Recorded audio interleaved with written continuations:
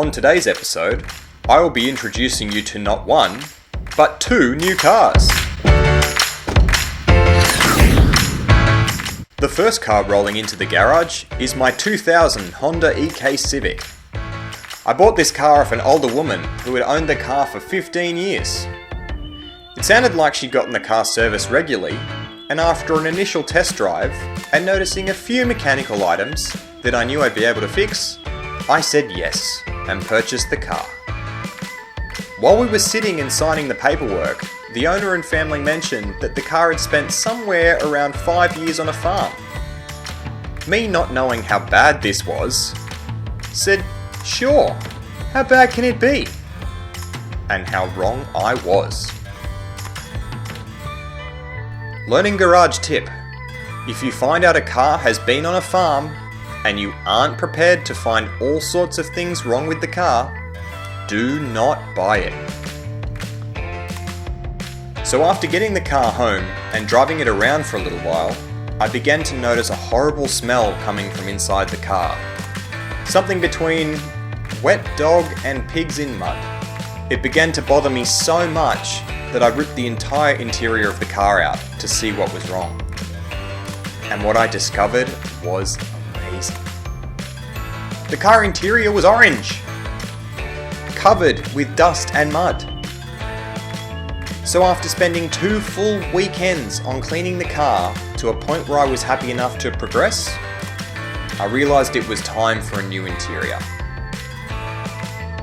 The interior wasn't the only part of this car that had had a hard life.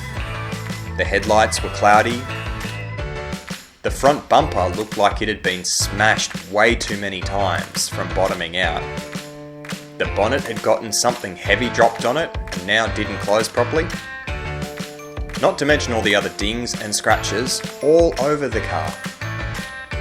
I began to realise that I'd made a big mistake buying this car and paying what I did for it.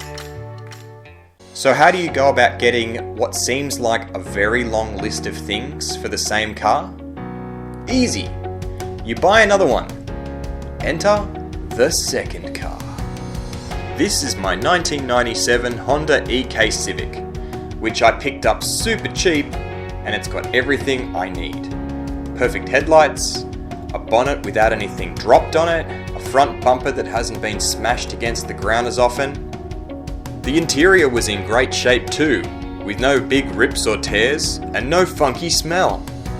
The car even had its original cassette player in it. I had definitely picked a winner with this one.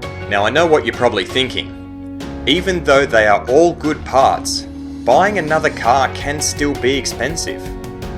How did you get this one cheap? Well, I bought it as a salvage car, because there was a minor dent on the side. I will explain all about buying of salvage cars in another video with some helpful tips and tricks, so make sure you're subscribed for that.